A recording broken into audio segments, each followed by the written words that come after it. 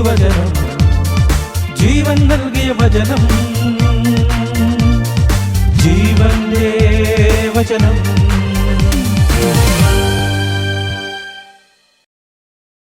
യേശുവിൽ ഏറ്റവും പ്രിയപ്പെട്ടവരെ, ജീവന്റെ വചനം എന്ന ഓൺലൈൻ പ്രോഗ്രാമിലേക്ക് എല്ലാവരെയും യേശുനാമത്തിൽ സ്വാഗതം ചെയ്യുന്നു. കർത്താവിന്റെ വചനം പറയുന്നു, ഹബക്കൂക്ക് 1:5, പറഞ്ഞാൽ ആരും വിശ്വസിക്കാനാകാത്ത പ്രവൃത്തി നിങ്ങളുടെ നാളുകളിൽ ദൈവം ചെയ്യും. വിശ്വസിച്ചാൽ ദൈവത്തിന്റെ മഹത്വം കാണുമെന്ന് ദൈവത്തിന്റെ വചനം. ആ വചനത്തോട് ചേർന്ന് നിന്ന് കർത്താവിനെ അല്പസമയം ആരാധിക്കണം. കർത്താവിന്റെ വചനത്തോട് ചേർന്ന് ജീവിക്കുവാനും ആ വചനമനുസരിച്ച് നയിക്കുവാനും കർത്താവ് ഞങ്ങളെ സഹായിക്കണമെന്ന് പ്രാർത്ഥിച്ചുകൊണ്ട് ഒന്ന് ചേർന്ന് ഈ ശുശ്രൂഷയിലേക്ക് നമുക്ക് പങ്കാളാകാം. കരങ്ങളടിച്ച് കർത്താവിനെ ആരാധിച്ച് പാടി മഹത്വപ്പെടുത്താം.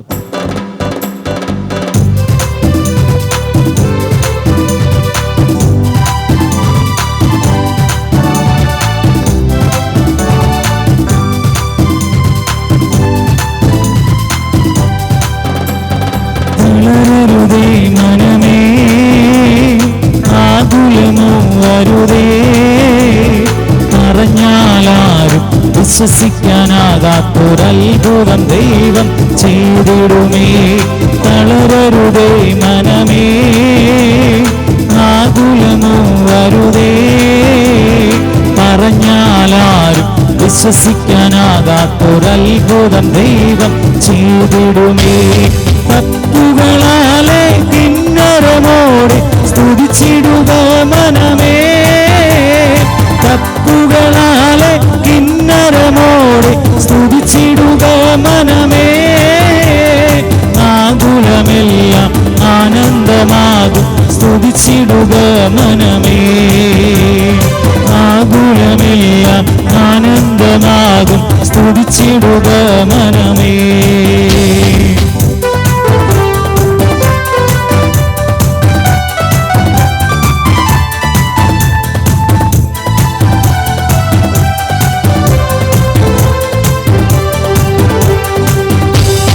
മരുഭൂമിയിലെ പൊഴിവെയിലിൽ നീ കരയുവതോ മനമേ, മരുഭൂമിയിലെ പൊഴിവെയിലിൽ നീ കരയുവതോ മനമേ.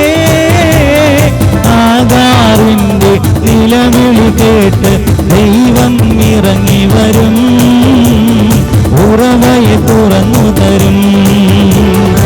ആഗാറിന്റെ നിലവിളി കേട്ട് ദൈവം ഇറങ്ങി വരും, ഉറവയെ തുറന്നു തരും. തപ്പുകളാലെ കിന്നരമോടെ സ്തുതിച്ചിടുക മനമേ, തപ്പുകളാലെ കിന്നരമോടെ സ്തുതിച്ചിടുക മനമേ. ആകുലമെല്ലാം ആനന്ദമാകും സ്തുതിച്ചിടുക മനമേ, ആകുലമെല്ലാം ആനന്ദമാകും സ്തുതിച്ചിടുക മനമേ.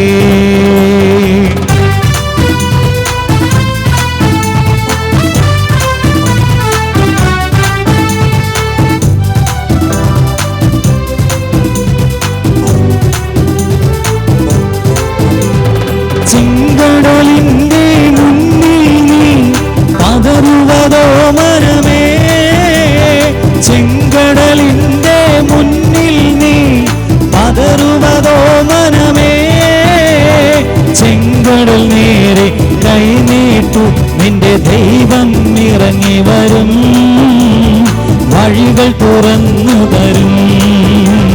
ചെങ്കടൽ നേരെ കൈനീട്ടു നിന്റെ ദൈവം ഇറങ്ങി വരും, വഴികൾ തുറന്നു തരും.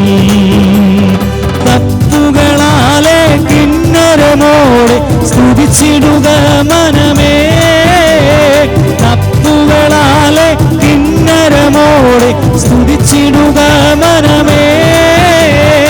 ആകുലമെല്ലാം ആനന്ദമാകും സ്തുതിച്ചിടുക മനമേ, ആകുലമെല്ലാം ആനന്ദമാകും സ്തുതിച്ചിടുക മനമേ. തളരരുതേ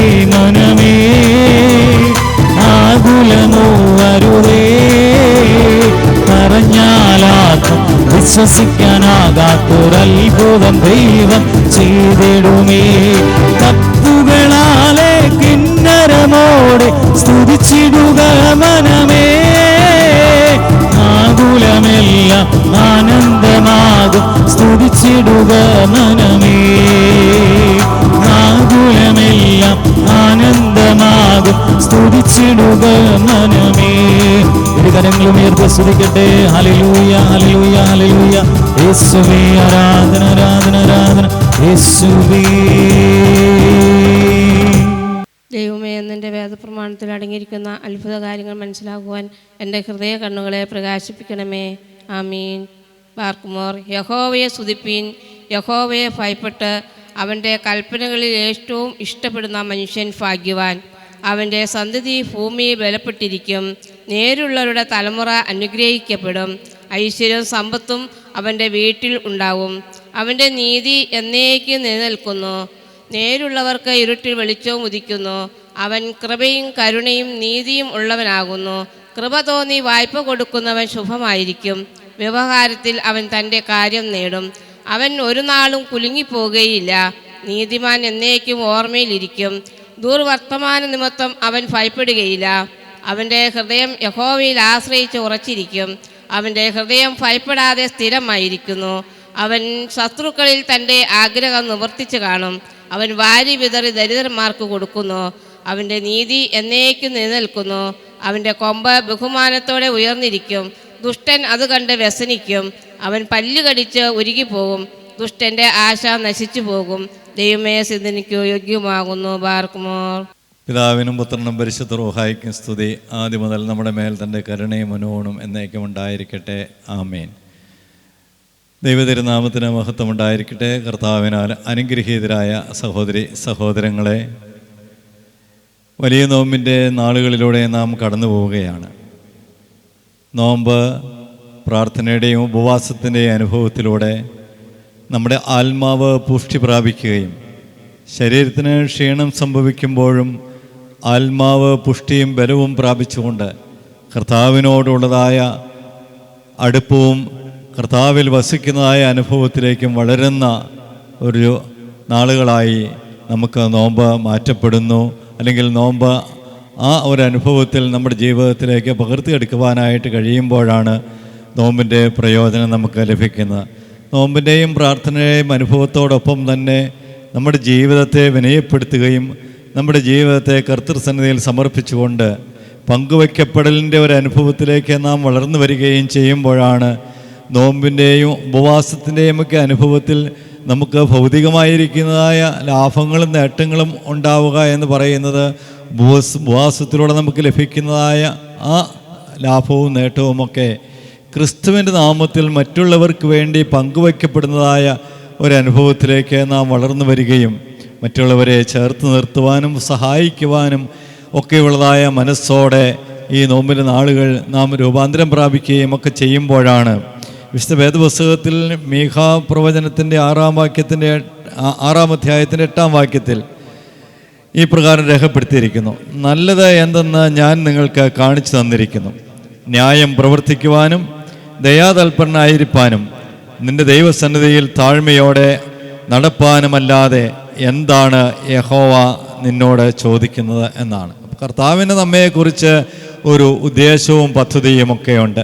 ദൈവതിരുസന്നിധിയിൽ വിനയപ്പെടുവാനും ന്യായവും കരുണയും ദൈവവും ഒക്കെ നാം പ്രാപിച്ചെടുക്കുകയും മറ്റുള്ളവർക്കത് പങ്കുവയ്ക്കപ്പെടുകയും ചെയ്യുന്ന ഒരനുഭവത്തിലേക്ക് നാം ആയിത്തീരണമെന്നുള്ളതാണ്. വലിയ നോമ്പിൻ്റെ നാളുകളിൽ കർത്താവായ യേശു ക്രിസ്തുവിൻ്റെ പരിശുശ്രൂഷയുടെ അത്ഭുതങ്ങളെയും അനുഗ്രഹങ്ങളെയും ഒക്കെ കുറിച്ച് നാം വായിക്കുകയും പഠിക്കുകയും ധ്യാനിക്കുകയും ചെയ്യുകയാണ് തിരുവചന വായനകളിലൂടെയൊക്കെ. ആ നാളുകളിൽ ഒത്തിരി അത്ഭുതങ്ങൾ പ്രവർത്തിച്ച കർത്താവിൻ്റെ അത്ഭുത പ്രവൃത്തികളൊക്കെ വായിച്ച് ധ്യാനിക്കുകയും ഒക്കെ ചെയ്യുന്നതായ വേദഭാഗങ്ങളാണ് വായിക്കപ്പെടുന്നത്. ആ അനുഭവങ്ങളുടെ കൂട്ടത്തിൽ നാം വായിക്കുന്ന ഈ കഴിഞ്ഞ ഞായറാഴ്ച വായിക്കപ്പെട്ടതായ ഒരു അത്ഭുത പ്രവൃത്തിയാണ് കർത്താവായ യേശു ക്രിസ്തു കവർന്നഭൂമിയിൽ വെച്ച് പക്ഷപാതക്കാരന് സൗഖ്യം കൊടുത്തത്.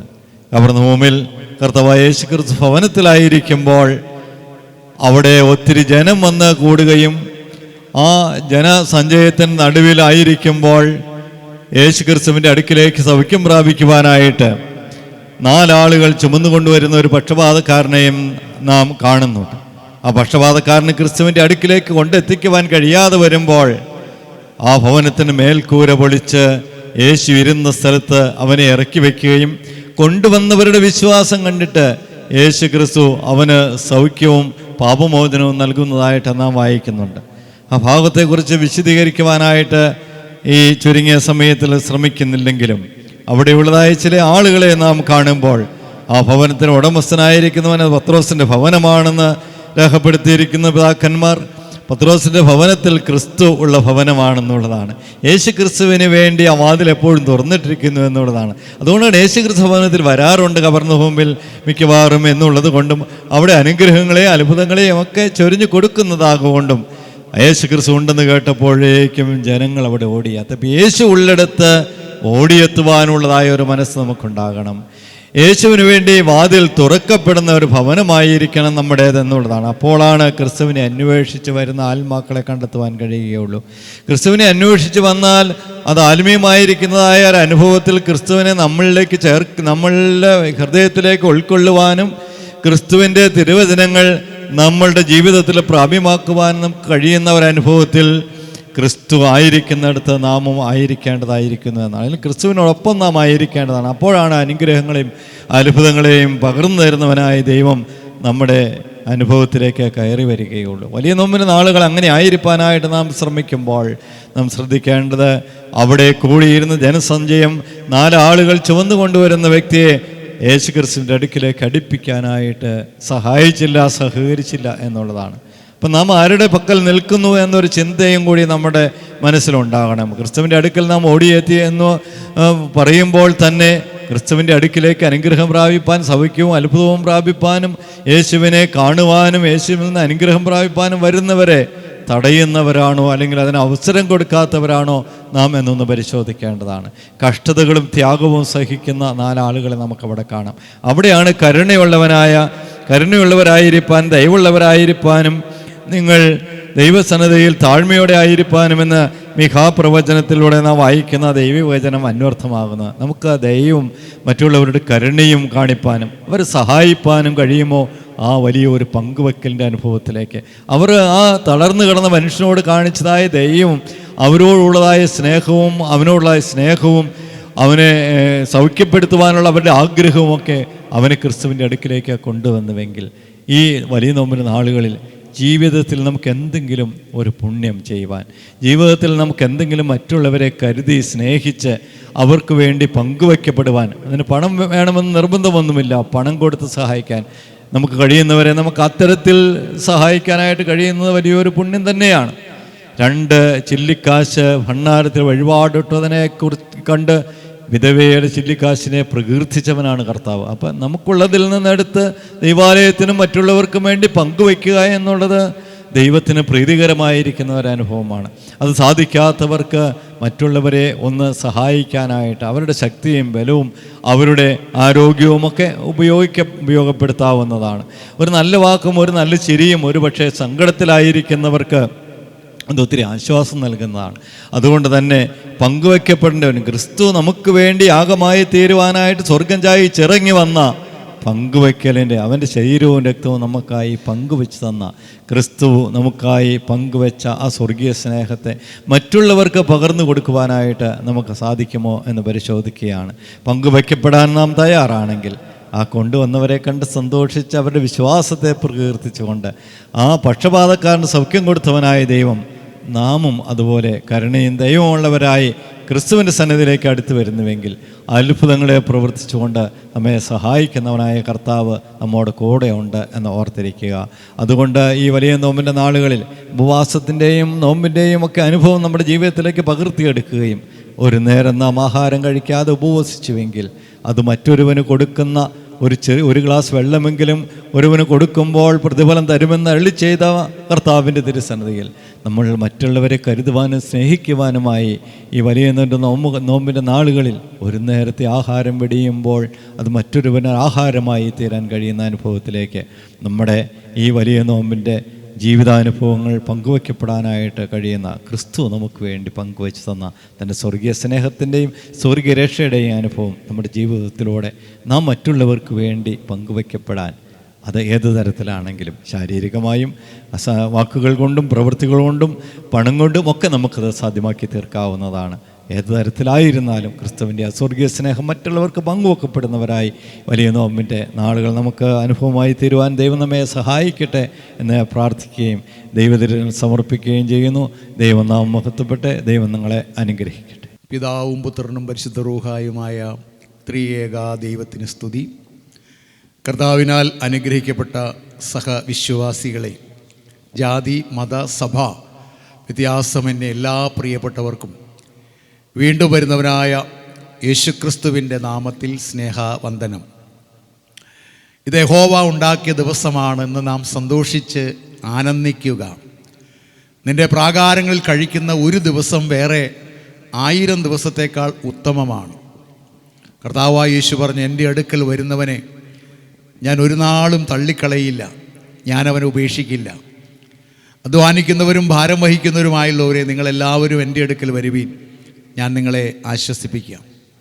കർത്താവായ യേശു ലാസറിൻ്റെ ഭവനത്തിൽ വെച്ച് 2 പേരെ നോക്കി ഇങ്ങനെ പറഞ്ഞു, മാർത്തയെ മാർത്തയെ, നീ പലതിനെ ചൊല്ലി വിചാരപ്പെടുകയാണ്, എന്നാൽ അല്പമേ വേണ്ടു, അല്ല ഒന്നും മതി.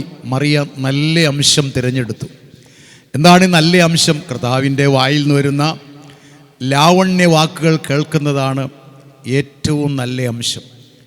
എന്നാൽ ക്രൂശിൻ്റെ വചനം നശിച്ചു പോകുന്നവർക്ക് ഭോഷത്വമാണ്, രക്ഷിക്കപ്പെടുന്ന നമുക്കോ അത് ദൈവശക്തിയാണ്.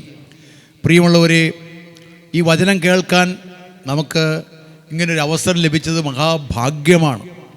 ഈ വചനം വായിക്കുന്നവൻ ഭാഗ്യവാൻ, ഈ വചനം വായിച്ച് കേൾക്കുന്നവൻ ഭാഗ്യവാൻ, വായിച്ച് കേൾപ്പിക്കുന്നവൻ ഭാഗ്യവാൻ, ഇതിൽ എഴുതിയിരിക്കുന്നത് പ്രമാണിക്കുന്നവൻ ഭാഗ്യവാൻ. എന്തെന്നാൽ ഈ വചനം ആരുടെയെങ്കിലും ഏതെങ്കിലും ശാസ്ത്രജ്ഞൻ്റെ ബുദ്ധിയിൽ ഉദിച്ചതല്ല. പ്രത്യുത ദൈവകൽപ്പനയാൽ മനുഷ്യർ പരിശുദ്ധാത്മ നിയോഗം പ്രാപിച്ചിട്ട് സംസാരിച്ചതാണ്. ഈ വചനം എവിടെയൊക്കെ എത്തിയിട്ടുണ്ടോ അവിടെയൊക്കെ വലിയ രൂപാന്തരങ്ങൾ നടന്നിട്ടുണ്ട്. നരഭോജികളെ നരസ്നേഹികളാക്കി മാറ്റിയത് ദൈവത്തിൻ്റെ തിരുവചനമാണ്. സമാധാനമില്ലാതെ സന്തോഷമില്ലാതെ നിരാശയിലേക്ക് പോകുന്നവർക്ക് പ്രത്യാശ നൽകുന്നത് ദൈവത്തിൻ്റെ തിരുവചനമാണ്.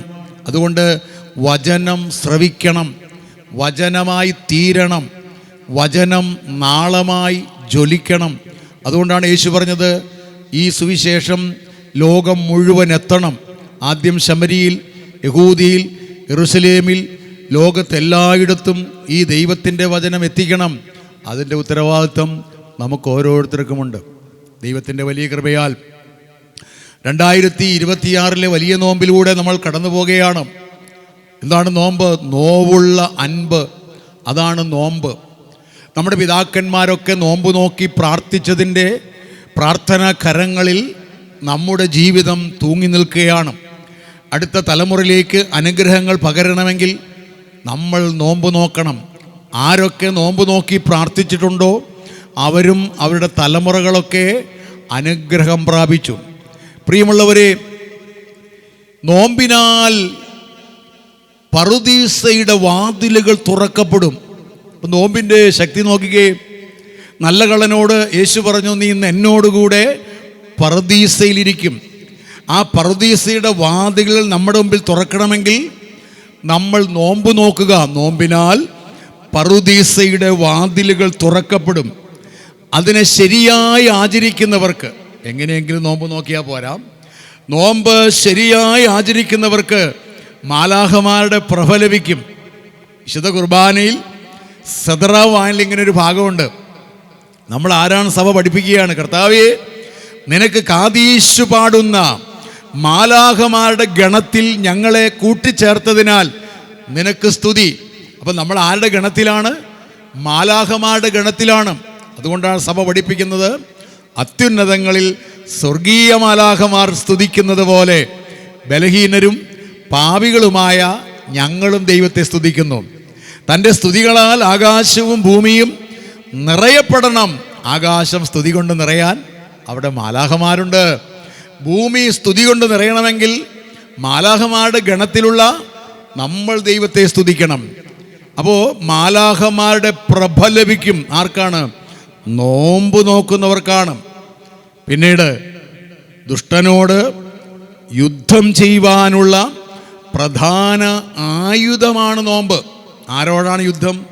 മനുഷ്യരോട് നമുക്ക് വഴക്കില്ല, മനുഷ്യരോട് നമുക്ക് യുദ്ധമല്ല, മനുഷ്യരാരും നമ്മുടെ ശത്രുക്കളല്ല. പിന്നെ ശത്രുവാരാണ്? അത് ദുഷ്ടനാണ്, അന്ധകാര ശക്തികളാണ്. അവർ മനുഷ്യരിലൂടെ പ്രവർത്തിക്കുന്നതാണ്. അതുകൊണ്ട് യേശുവിൻ്റെ മുഖത്ത് തുപ്പിയപ്പോഴും, യേശുവിൻ്റെ കണ്ണ് കെട്ടി കവളത്തടിച്ചപ്പോഴും, കുതിരയുടെ തോല് വെയിലത്തിട്ടുണക്കി നാര് പോലെ കീറി 5ആയി പിരിച്ച ചാട്ടവാറിൻ്റെ അറ്റത്ത് ചൂണ്ടക്കൊളുത്തുകളും എല്ലിൻ കഷ്ണങ്ങളും പിടിപ്പിച്ച് 39 അടിയിടിക്കുമ്പോൾ കലപ്പ കൊണ്ട് നിലമുഴുത് പൊളിക്കുന്നത് പോലെ ഉഴുതു മറിച്ചു യേശുവിൻ്റെ പുറം തകർത്ത് കളഞ്ഞപ്പോഴും, യേശു വേദന കൊണ്ട് പൊളയുമ്പോൾ യേശു പ്രാർത്ഥിച്ചു, ഇവരോട് ക്ഷമിക്കണം കേട്ടോ.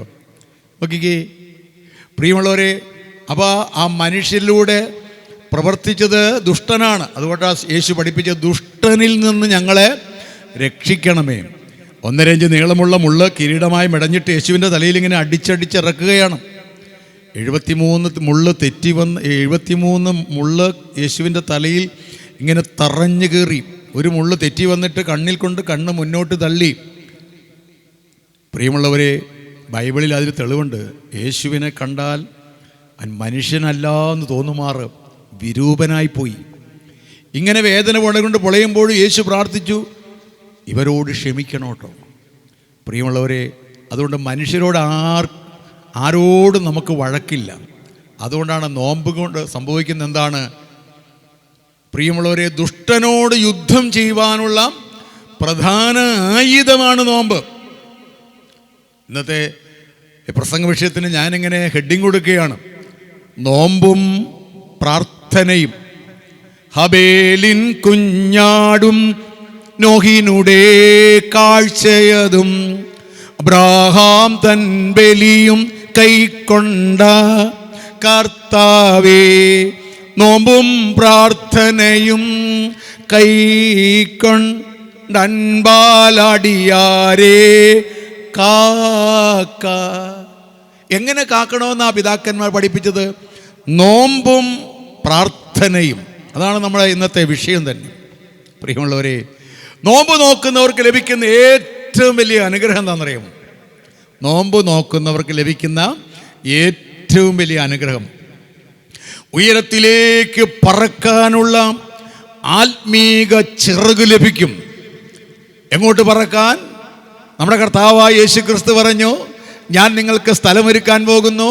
ഞാൻ പോയി സ്ഥലമൊരുക്കിയാൽ ഞാൻ ഇരിക്കുന്നതിൻ്റെ അടുത്ത് നിങ്ങളെ ഇരുത്തേണ്ടതിന് പിന്നെയും വരും. നമ്മുടെ യേശു രണ്ടാമത് വരും. അതാണ് നമ്മുടെ പ്രത്യാശ. മരിച്ചുപോയവരുടെ ഉയർപ്പിനും വരുവാനിരിക്കുന്ന ലോകത്തിലെ പുതിയ ജീവനായി ഞാൻ നോക്കി പാർക്കുന്നു. അപ്പോൾ നമുക്ക് അമേരിക്കയിൽ നിന്ന് എന്തെങ്കിലും വരുമോ? ലണ്ടനിൽ നിന്ന് വരുമോ? റബ്ബർ തോട്ടത്തിൽ നിന്ന് എന്തെങ്കിലും വരുമോ? അതൊക്കെ വന്നോട്ടെ, അതൊന്നുമല്ല നമ്മൾ നോക്കി പാർത്തിരിക്കുന്നത്. അതൊക്കെ ഇവിടെ അല്പകാലത്തേക്കുള്ളൂ. 7-10 ഏറെയായ 80, ഒരു 29,000 ദിവസം നമ്മൾ ഈ ഭൂമിയിലുള്ളൂ. അല്ലെങ്കിൽ ഒരു 36,000, ഒരു 8 ലക്ഷം മണിക്കൂർ നമുക്കിവിടെ ഉള്ളൂ. എന്നാൽ കർത്താവ് താൻ ഗംഭീരനാദത്തോടും പ്രധാന ദൂതൻ്റെ ശബ്ദത്തോടും ദൈവത്തിൻ്റെ കാഹളത്തോടും കൂടെ സ്വർഗത്തിൽ നിന്ന് ഇറങ്ങി വരും. ഹല്ലേലൂയ. യേശു സ്വർഗത്തിൽ നിന്ന് ഇറങ്ങി വരുമ്പോൾ ക്രിസ്തുവിൽ മരിച്ചവർ മുമ്പേ ഉയർത്തെഴുന്നേൽക്കും. ക്രിസ്തുവിൽ മരിക്കണമെങ്കിൽ ക്രിസ്തുവിൽ ജീവിക്കണം. ക്രിസ്തുവിൽ ജീവിക്കണമെങ്കിൽ ക്രിസ്തുവിൽ ജനിക്കണം. ഒരുത്തൻ ക്രിസ്തുവിലായാൽ അവൻ പുതിയ സൃഷ്ടിയാണ്. പ്രിയമുള്ളവരെ, നമ്മൾ സാധാരണക്കാരല്ല. അപ്പോൾ കർത്താവ് സ്ഥലമൊരുക്കി രണ്ടാമത് വരുമ്പോൾ കർത്താവ് താൻ ഗംഭീരനാദത്തോടും പ്രധാന ദൂതൻ്റെ ശബ്ദത്തോടും ദൈവത്തിൻ്റെ കാഹളത്തോടും കൂടെ സ്വർഗത്തിൽ ഇറങ്ങി വരുമ്പോൾ ക്രിസ്തുവിൽ മരിച്ചവർ മുമ്പേ ഉയർത്തെഴുന്നേൽക്കും. അപ്പോൾ പിന്നെ ജീവനോടെ ശേഷിക്കുന്നവരുണ്ടല്ലോ, നമ്മൾ അവനോടൊപ്പം പറക്കും. അങ്ങനെ യേശു ഇരിക്കുന്നിടത്ത് നമ്മളെ ഇരുത്തും. അതാണ് നമ്മുടെ പ്രത്യാശ എന്ന് പറയുന്നത്. ഈ ലോകത്തിൽ നമുക്ക് പ്രത്യാശിക്കാൻ ഇവിടുന്ന് ഒന്നുമില്ല. ഇവിടെ നമുക്ക് വീടുമില്ല, ആരുമില്ല, ഒന്നുമില്ല.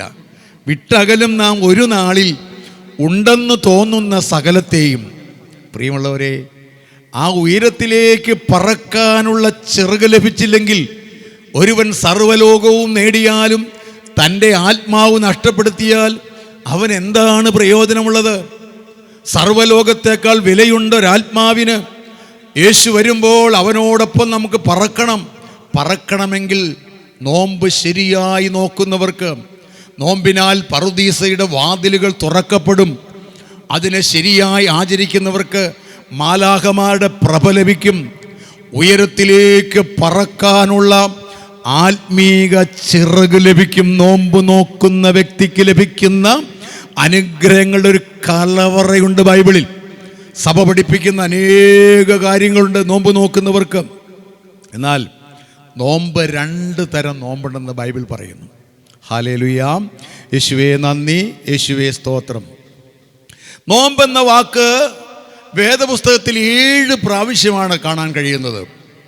പഴയ നിയമത്തിൽ നോമ്പെന്ന വാക്ക് 6 പ്രാവശ്യം നമുക്ക് കാണാം. പുതിയ നിയമത്തിൽ ഒരേ ഒരു പ്രാവശ്യമേ നോമ്പെന്ന വാക്കുള്ളൂ. അപ്പോൾ പുതിയ നിയമത്തിൽ ഏത് പുസ്തകത്തിൽ എത്രാമത്തെ വാക്യമാണ് നോമ്പ് എന്ന് കണ്ടുപിടിക്കുക, അത് വായിച്ച് കണ്ടുപിടിക്കുക. കാരണം വേദപുസ്തകം വായിക്കുന്നവൻ ഭാഗ്യവാനാണ്, ഇത് വായിച്ച് കേൾക്കുന്നവൻ ഭാഗ്യവാനാണ്, ഇതിൽ എഴുതിയിരിക്കുന്നത് പ്രമാണിക്കുന്നവൻ ഭാഗ്യവാനാണ്. അപ്പോൾ പുതിയ നിയമത്തിൽ ഏത് പുസ്തകത്തിലാണ് നോമ്പെന്ന വാക്കുള്ളത്? അത് ഒരേ ഒരു പുസ്തകത്തിലേ ഉള്ളൂ. എന്നാൽ പഴയ നിയമത്തിലെ നോമ്പെന്ന വാക്ക് നമുക്ക് നോക്കാം. യെശയ്യാവിൻ്റെ പുസ്തകം 58-ാം അധ്യായം അതിൻ്റെ 3-ാം വാക്യം. ആദ്യമായിട്ട് ബൈബിളിൽ നോമ്പെന്ന വാക്ക് നമ്മൾ കാണുന്നത് അവിടെയാണ്. ഞങ്ങൾ നോമ്പ് നോക്കുന്നത് നീ നോക്കാതെ ഇരിക്കുന്നത് എന്ത്? ദൈവത്തോട് ചോദിക്കുകയാണ്, കർത്താവേ ഞങ്ങൾ നോമ്പ് നോക്കുന്നു, പക്ഷെ കർത്താവ് ഇത് നോക്കുന്നില്ലല്ലോ, എന്താണ് കാരണം?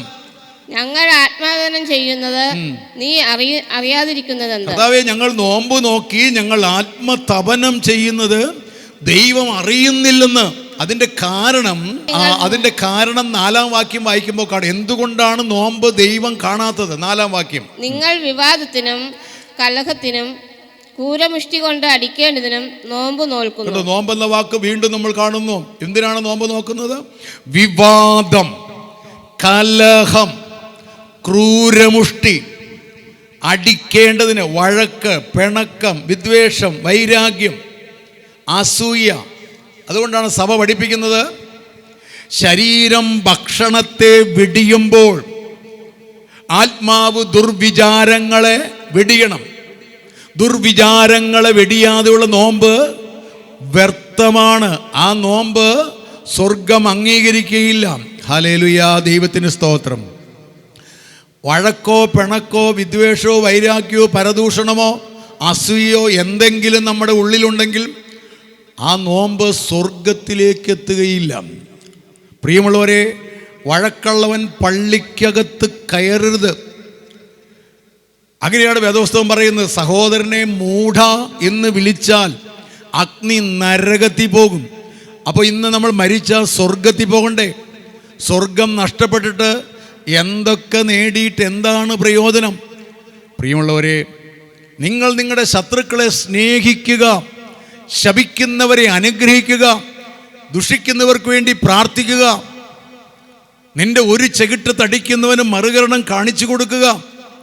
സഹതന്മാരിൽ മുമ്പനായ സ്തേഫാനോസിനെ നോക്കുകയും സ്തേഫാനോസിൻ്റെ തല പൊട്ടിച്ചിതറുന്നത് ശത്രു കല്ലെറിഞ്ഞിട്ടാണ്.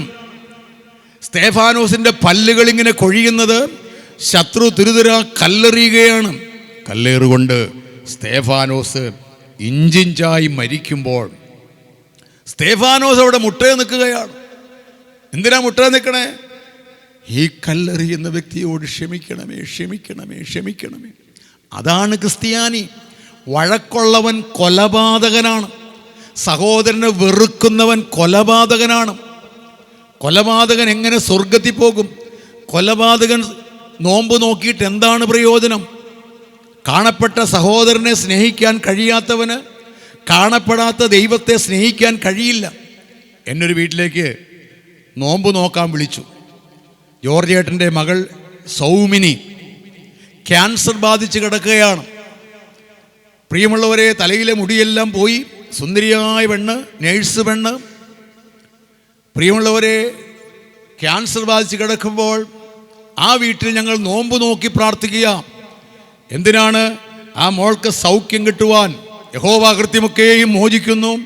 യഹോവ സകല രോഗങ്ങളെയും സൗഖ്യമാക്കുന്നു. സൗഖ്യം നമ്മുടെ അവകാശമാണ്. യേശു നമ്മുടെ അതിക്രമങ്ങൾ നിമിത്തം മുറിവേറ്റു. യേശു നമ്മുടെ അകൃത്യ നിമിത്തം തകർന്നു. യേശുവിൻ്റെ അടിപ്പിണരുകളാൽ സൗഖ്യം വന്നിരിക്കുന്നു. പ്രിയമുള്ളവരെ, സൗഖ്യം വന്നിരിക്കുന്നു.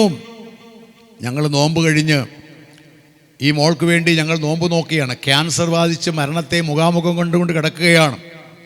നോമ്പ് കഴിഞ്ഞ് ഞങ്ങളൽപ്പം കഞ്ഞി കുടിച്ചുകൊണ്ടിരിക്കുമ്പോൾ ഞാൻ ജോർജ് ചേട്ടനോട് ചോദിച്ചു, ചേട്ടാ ആരോടെങ്കിലും വഴക്കുണ്ടോ? അപ്പോൾ ആ ചേട്ടൻ എന്നോട് പറയുകയാണ്, എൻ്റെ ചേട്ടനോട് മിണ്ടിയിട്ട് 14 കൊല്ലമായി. ഞാൻ പറഞ്ഞു, വെറുതെ നോമ്പ് നോക്കിയതാ, വെറുതെ പട്ടിണി കിടന്നതാ. ഈ മോൾക്ക് സൗഖ്യം കിട്ടണമെങ്കിൽ ചേട്ടൻ്റെ ഉള്ളിലെ വഴക്ക് മാറണം, ചേട്ടൻ്റെ വീട്ടിലേക്കൊന്ന് ചെല്ലണം. അപ്പോൾ ഈ ചേട്ടനോട് പറയാണ്, എൻ്റെ ബ്രദറെ 14 കൊല്ലമായി ഞങ്ങൾ കയറി ഇറങ്ങിയിട്ട് കേസും വഴക്കും പിണക്കവും വിദ്വേഷവും വൈരാഗ്യവും, അടുത്ത വാക്ക് ഞാൻ പറയുന്നില്ല, അതുപോലെ ഞങ്ങൾ അകന്നുപോയി ബ്രദറെ. ഞാൻ പറഞ്ഞു, നിങ്ങളുടെ ഒരേ ഒരു മോളല്ലേ കിടക്കണത്, പകരം വയ്ക്കാനൊരു കൊച്ചുണ്ടോ ചേട്ടാ? ചേട്ടാ, ചേട്ടൻ്റെ വഴക്കാണോ വലുത്, അത് ഈ മോളുടെ ജീവിതമാണോ വലുത്? ചേട്ടൻ നിന്ന് ക്ഷമിക്കാൻ പറ്റുമോ? മർക്കോസ് എടുത്തേ 11:25 എടുത്തേ. വിശുദ്ധ മർക്കോസ് 11:25 എടുത്തേ. നിങ്ങൾ പ്രാർത്ഥിക്കാൻ നോക്കുമ്പോൾ, നിങ്ങൾ പ്രാർത്ഥിക്കാൻ നിൽക്കുമ്പോൾ, നമ്മുടെ വിഷയം നോമ്പും പ്രാർത്ഥനയുമാണ്. നിങ്ങൾ പ്രാർത്ഥിക്കാൻ നിൽക്കുമ്പോൾ സ്വർഗ്ഗസ്ഥനായ നിങ്ങളുടെ പിതാവ് നിങ്ങളുടെ പിഴകളെയും ക്ഷമിക്കേണ്ടതിന്, നിങ്ങൾ എന്തെങ്കിലും പാപം ചെയ്തിട്ട് ക്ഷമിക്കേണ്ടതിന്, നിങ്ങൾക്ക് ആരോടെങ്കിലും വല്ലതും ഉണ്ടെങ്കിൽ, ആരോടെങ്കിലും വല്ല പിണക്കവും വല്ല വൈരാഗ്യം ഉണ്ടെങ്കിൽ അവനോട് ക്ഷമിപ്പീൻ. അവനോട് ക്ഷമിക്കണം കേട്ടോ. പ്രിയമുള്ളവരെ, അവനോട് ക്ഷമിച്ചില്ലെങ്കിൽ എന്നെ കുഴപ്പം? അടുത്ത വാക്യം, നിങ്ങൾ ക്ഷമിക്കാഞ്ഞാലോ സ്വർഗ്ഗസ്ഥനായ നിങ്ങളുടെ പിതാവ് നിങ്ങളുടെ പിഴകളെ ക്ഷമിക്കുകയില്ല. നിങ്ങൾ ക്ഷമിച്ചില്ലെങ്കിൽ സ്വർഗ്ഗസ്ഥനായ പിതാവ് ക്ഷമിക്കില്ല. അപ്പൊ എന്ത് ചെയ്യണം? നമ്മൾ മനുഷ്യരോട് ക്ഷമിക്കണം. മനുഷ്യൻ മനുഷ്യനെ സ്നേഹിക്കുമ്പോൾ ദൈവം അവിടെ ജനിക്കും. മനുഷ്യൻ മനുഷ്യനെ വെറുത്തുകൊണ്ട് നോമ്പ് നോക്കിയിട്ട് എന്താണ് കാര്യം? ദുർവിചാരങ്ങളെ വെടിയാതിലുള്ള നോമ്പ് വ്യർത്ഥമാണ്. ഞാൻ വേദപുസ്തകം തുറന്നു 15 മിനിറ്റ് വീണ്ടും ക്രൂശിലെ ക്ഷമിക്കുന്ന സ്നേഹം, കൈകളിലും കാലുകളിലും കാരിനുംപാണി അടിക്കുമ്പോഴും താടിരോമങ്ങൾ വലിച്ചു പറിക്കുമ്പോഴും പ്രിയമുള്ളവർ മുൾക്കിരീടം വെച്ച് അടിച്ചിറക്കുമ്പോഴും പുറമടിച്ച് തകർക്കുമ്പോഴും കോലുകൊണ്ട് അടിക്കുമ്പോഴും മുഷ്ടി ചുട്ടിടിക്കുമ്പോഴും യേശു പ്രാർത്ഥിച്ചു, ഇവരോട് ക്ഷമിക്കണം, ഇവരോട് ക്ഷമിക്കണം കേട്ടോ. ആ യേശു പറഞ്ഞത്, ഞാൻ നിങ്ങളെ സ്നേഹിച്ചതുപോലെ, ഞാൻ നിങ്ങളെ സ്നേഹിച്ചതുപോലെ നിങ്ങളും തമ്മിൽ തമ്മിൽ സ്നേഹിക്കണം. നിങ്ങളുടെ പിതാവ് നിങ്ങളോട് ക്ഷമിക്കണമെങ്കിൽ നിങ്ങൾക്കാരോടെങ്കിലും വഴക്കോ പിണക്കോ വിദ്വേഷമോ വൈരാഗ്യം ഉണ്ടെങ്കിൽ നിങ്ങൾ ക്ഷമിക്കണം. നിങ്ങൾ ക്ഷമിച്ചില്ലെങ്കിൽ ദൈവം ക്ഷമിക്കില്ല. വിശുദ്ധ മത്തായി 5:22. സഹോദരനോട് കോപിക്കുന്നവൻ എല്ലാം ന്യായവിധിക്ക് യോഗ്യനാകും. സഹോദരനോട് കോപിക്കുന്നവൻ, ഭാര്യയോട്, ഭർത്താവിനോട്, അയൽവക്കംകാരോട് കോപിക്കുന്നവൻ. ദൈവമക്കളെ, കോപിക്കരുത്. എന്തിനായി പൊട്ടിത്തെറിക്കുന്നത്? സഹോദരനോട് നിസാര എന്ന് പറഞ്ഞാലോ, സഹോദരനെ നിസാര എന്ന് വിളിച്ചാലോ ന്യായാധിപസഭയുടെ മുമ്പിൽ നിൽക്കേണ്ടി വരും. പിന്നെ മൂഢ എന്ന് പറഞ്ഞാലോ അഗ്നി നരകത്തിന് യോഗ്യനാകും. നരകത്തിൽ പോകും. ക്രിസ്തീയത അത്ര പട്ടുമെത്തിയൊന്നുമല്ല. സഹോദരനെ മൂഢ എന്ന് വിളിച്ചാൽ നരകത്തിൽ പോകും. അവിടെ ചെന്നിട്ട് പിന്നെ രക്ഷപ്പെടാനൊന്നും കഴിയില്ല പ്രിയമുള്ളവരെ. അതുകൊണ്ട് ഭൂമിയിൽ വെച്ച് ആരോടെങ്കിലും വഴക്കുണ്ടെങ്കിൽ ഇന്നത് അവസാനിപ്പിക്കണം. നാളെ എന്നുള്ളത് നമുക്കുള്ളതല്ല. ഈ വിട്ട ശ്വാസം എടുക്കാൻ നമ്മളെ കൊണ്ട് കഴിയില്ല പ്രിയമുള്ളവരെ. ഏതു മനുഷ്യനും ഉറച്ചു നിന്നാലും ഒരു ശ്വാസമത്രേ. മനുഷ്യരൊക്കെയും വെറും നിഴലായി നടക്കുന്നു നിശ്ചയം. അവർ വ്യർത്ഥമായി പരിശ്രമിക്കുന്നു, അവർ പണം സമ്പാദിക്കുന്നു, എന്നാൽ ഇത് ആരനുഭവിക്കുമെന്ന് അറിയുന്നില്ല. എന്നാൽ കർത്താവേ, ഞാൻ ഏതിനായി കാത്തിരിക്കുന്നു? സ്വർഗം കാത്തിരിക്കുന്നവരാണ് നമ്മൾ. സ്വർഗരാജ്യത്തിൻ വാതിൽ ചെറിയതുമാ മാർഗം, വിധി കുറഞ്ഞതുമാ നാവഴി ഗമനം കാക്ഷിപ്പോ അത്യുത്സാഹമവശ്യം താൻ. അലസതലേശം ബാധിച്ച അശുഭവഴിക്കു വശംവദനായി സ്വാത്മത്തെ സ്വയമേ നിഗനിക്കും. സഹോദരനെ മൂഢ എന്ന് വിളിച്ചാൽ അഗ്നി നരകത്തിൽ പോകും. പ്രിയമുള്ളവരെ, അതുകൊണ്ട് അടുത്ത വാക്യം നമ്മളെ അടുത്ത വാക്യം, ആകയാൽ നിന്റെ വഴിപാട് യാഗപീഠത്തിങ്കിൽ കൊണ്ടുവരുമ്പോൾ സഹോദരന് നിന്റെ നേരെ വല്ലതും ഉണ്ടെന്ന്. ഈ നോമ്പും പ്രാർത്ഥനയുമായി നമ്മുടെ വിഷയം. ഈ നോമ്പും പ്രാർത്ഥനയുമായി ദൈവസനിൽ വരുമ്പോൾ സഹോദരനോട് വല്ലതും ഉണ്ടെന്ന് അവിടെ വെച്ച് ഓർമ്മ വന്നാൽ നിന്റെ വഴിപാട് അവിടെ യാഗപീഠത്തിന്റെ മുമ്പിൽ വച്ചേച്ച്. ഈ നോമ്പും പ്രാർത്ഥനയൊന്നുമല്ല ആവശ്യം. ഒന്നാമത് ചെന്ന് നിന്റെ വഴിപാട് അവിടെ യാഗപീഠത്തിന്റെ മുമ്പിൽ വച്ചേച്ച് ഒന്നാമത് ചെന്ന സഹോദരനോട് നിരന്നുകൊള്ളുക. വഴക്കുള്ള വ്യക്തിയോട് നിരപ്പ് പ്രാപിക്കുക. പിന്നെ വന്ന് നിന്റെ വഴിപാട് കഴിക്കുക. പിന്നെ വന്ന് നോമ്പും പ്രാർത്ഥനയും കഴിക്കുമ്പോൾ കേട്ടോ പ്രിയമുള്ളവരെ, ഞാൻ ജോർജ് ചേട്ടനോട് പറഞ്ഞു, ചേട്ടാ ഒരു 15-20 മിനിറ്റ് ക്രൂശിൽ ക്ഷമിക്കുന്ന സ്നേഹത്തെക്കുറിച്ച്. ചേട്ടൻ്റെ ഒരേ ഒരു മോള് ക്യാൻസർ ബാധിച്ച് മരിക്കാൻ കിടക്കുമ്പോൾ ചേട്ടൻ്റെ വഴക്കാണോ വലുത്? ഒരു 10-20 മിനിറ്റ് കഴിഞ്ഞപ്പോൾ ജോർജ് ചേട്ടൻ പറഞ്ഞു, എൻ്റെ മോൾക്ക് വേണ്ടി ഞാൻ പോകാം ബ്രദറെ ചേട്ടൻ്റെ വീട്ടിലേക്ക്. അപ്പോൾ ചേച്ചി പറഞ്ഞു ഞാനും പോകാം. അപ്പോൾ മക്കൾ പറഞ്ഞു വലിയപ്പഴേ അടുത്ത് ഞങ്ങളും പോവാം. 14-ാമത്തെ കൊല്ലം, കെട്ടുകഥ പറയാൻ വന്നതല്ല ഞാൻ, 14-ാമത്തെ കൊല്ലം അപ്പനും അമ്മയും മക്കളും കൂടെ കയറിയിട്ട് 14 കൊല്ലമായി കേസും വഴക്കും. അങ്ങോട്ട് ചെന്ന് ചേട്ടനെ കെട്ടി അങ്ങ് പിടിച്ചു. ചേടത്തി അനിയത്തിയും കെട്ടിപ്പിടിച്ചു, മക്കൾ കെട്ടിപ്പിടിച്ചു. ഇന്ന് ഉപ്പൊഴിച്ച് വേവിച്ചാൽ 2 കുടുംബത്തിൽ ഒരുപോലെയാണ്. ചങ്കിലെ കെട്ടഴിഞ്ഞപ്പോൾ സ്വർഗത്തിലെ കെട്ടഴിഞ്ഞു. കെട്ടുകഥ പറയാൻ വന്നതല്ല ഞാൻ. ചങ്കിലെ കെട്ടഴിഞ്ഞപ്പോൾ സ്വർഗത്തിലെ കെട്ടഴിഞ്ഞു. സൗമ്യയുടെ ക്യാൻസർ യേശു മാറ്റിക്കൊടുത്തു. ഹല്ലേലൂയ. ഞാൻ വണങ്ങുന്ന ദൈവം ഒരു ശിലയല്ല, ഞാൻ വണങ്ങുന്ന ദൈവം ശില്പമല്ല, ഞാൻ വണങ്ങുന്ന ദൈവം വിളിച്ചാലും കേൾക്കാത്ത മരമല്ല. നിങ്ങൾ ആത്മാർത്ഥമായി പകയില്ലാതെ, വെറുപ്പില്ലാതെ, വിദ്വേഷമില്ലാതെ, വൈരാഗ്യമില്ലാതെ നോമ്പ് നോക്കി പ്രാർത്ഥിച്ചാൽ ഇന്ന് നിങ്ങളുടെ പ്രാർത്ഥനാ വിഷയത്തിന് ദൈവം മറുപടി തരും. ഇന്ന് 3 മക്കളുടെ മാതാവായി പുത്തൻകുരിശ് കൺവെൻഷൻ കാണുമ്പോൾ അനുഗ്രഹിക്കപ്പെട്ട കുടുംബജീവിതം നയിക്കുക സൗമിനിയും കുടുംബവും. അപ്പം ഇവിടെ കെട്ടിയാൽ സ്വർഗം കെട്ടപ്പെടും. പല രോഗങ്ങൾക്കും കാരണം, നമ്മുടെ അനുഗ്രഹത്തെ തടുത്തു വയ്ക്കാൻ കാരണം. എന്നെ ഒരു കൊച്ച് ഇടയ്ക്കിടയ്ക്ക് വിളിക്കും, ബ്രദറെ എൻ്റെ 2 ആങ്ങളമാർ കുടിയന്മാരാ, അപ്പനൊരു കുടിയനാ. എനിക്ക് അന്ന് ഈ ലെറ്റർ വരും, ലെറ്റർ ഈ പെണ്ണിൻ്റെ കണ്ണുനീരാ ലെറ്റർ വീണിട്ടുണ്ട്. അന്ന് ഫോൺ സൗകര്യങ്ങളൊന്നുമില്ല. 3 കുടിയന്മാരൊരു വീട്ടിലുണ്ടായ ആ കുടുംബം തീർന്നില്ല പ്രിയമുള്ളവരെ. തമ്മിത്തല്ലും വഴക്കും പിണക്കവും, വീടിടിഞ്ഞ് യാടാറായി. ഈ പെങ്കൊച്ചനോട് പ്രാർത്ഥനാ വിഷയം പറഞ്ഞു. ഞാൻ ഉപവസിച്ച് പ്രാർത്ഥിച്ചു, നോമ്പ് നോക്കി പ്രാർത്ഥിച്ചു, ശുദ്ധ കുർബാനയിൽ സമർപ്പിച്ചു. പക്ഷേ മറുപടി ഒന്നും കിട്ടിയില്ല. ഒരു ദിവസം ഞാൻ അവരുടെ പള്ളിയിൽ ഒരു ധ്യാനയോഗത്തെ പ്രസംഗിക്കുകയാണ്. അച്ഛന്മാരുണ്ട്, പള്ളി നിറച്ച ആളുകളുണ്ട്. ഞാൻ പറഞ്ഞു, നിങ്ങളുടെ പല പ്രാർത്ഥന വിഷയത്തിനും മറുപടി കിട്ടാത്തതിൻ്റെ കാരണം നിങ്ങളുടെ ഉള്ളിൽ വഴക്കാണ്. അപ്പോൾ എനിക്ക് എഴുതാറുള്ള പെണ്ണ് അവിടെ ഇരിപ്പുണ്ടായിരുന്നു. അവൾ ചാടി എഴുന്നേറ്റിട്ട് പറഞ്ഞു, എൻ്റെ ചേച്ചിയോട് മിണ്ടിയിട്ട് 4-5 കൊല്ലമായി, സ്വന്തം ചേച്ചിയോട് മിണ്ടിയിട്ട്. പ്രിയമുള്ളവർ, അപ്പോൾ ചേച്ചിയോടൊന്ന് ചാടി എഴുന്നേറ്റു. അച്ഛന്മാരും പള്ളിയിലുള്ള ആൾക്കാരിൽ ഇരിക്കുമ്പോൾ ഈ 2 പേരും പള്ളിയുടെ നടുക്ക് വെച്ച് കെട്ടിപ്പിടിച്ചു, കണ്ണുനീരൊഴുക്കി, അങ്ങോട്ടും ഇങ്ങോട്ടും കാല് പിടിച്ച് ക്ഷമ ചോദിച്ചു. അതാണ് ഈ വചനം മനുഷ്യനെ രൂപാന്തരപ്പെടുത്തും. അതുകൊണ്ട് നിങ്ങൾ ഈ വചനം വായിക്കണം, വചനം കേൾക്കണം, വചനമായി തീരണം. വചനം കേട്ടപ്പോൾ 2 പേരും മാനസാന്തരപ്പെട്ടു. പ്രിയമുള്ളവരെ, നിങ്ങൾക്ക് കേൾക്കണമോ? അപ്പൻ കുടി നിർത്തി, വേദപുസ്തകം കൈ പിടിച്ചു. ഒരാങ്ങളെ കുടി നിർത്തി, വേദപുസ്തകം കൈ പിടിച്ചു. നാം മോളും കുടുംബവും അനുഗ്രഹിക്കപ്പെട്ട കുടുംബമായി മാറി. അപ്പോൾ എവിടെയാണ് പിണക്കം? എവിടെയാണ്? ഇന്നത് കണ്ടുപിടിക്കണം. എന്നിട്ട് നോമ്പ് നോക്കി പ്രാർത്ഥിച്ചാൽ ലഭിക്കുന്ന അനുഗ്രഹങ്ങളുണ്ട്. ഞാനൊരു പള്ളിയിൽ എട്ടുനോമ്പിന് പോയി. തോട്ടയും തമ്പിയും ഞാനും കൂടെയാണ് എട്ടുനോമ്പ് നടത്താൻ പോയത്. 4 ദിവസത്തെ പ്രോഗ്രാം കഴിഞ്ഞ് ഞാൻ പുറത്തേക്ക് ഇറങ്ങി. അപ്പോൾ എനിക്ക് തുരുത്തിപ്പള്ളി പള്ളിയിൽ ഒരു കൺവെൻഷന് പ്രസംഗിക്കണം. ഈ പ്രസംഗം കഴിഞ്ഞ് വീണ്ടും എനിക്ക് കണ്ണൂരാണ്, അങ്ങോട്ട് പോകണം.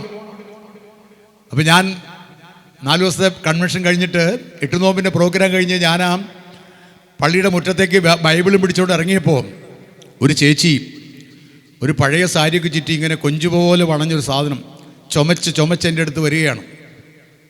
ബ്രദറെ, എനിക്ക് വേണ്ടി ഒന്ന് പ്രാർത്ഥിക്കണം. ഞാൻ ചോദിച്ചു, എന്നാണ്?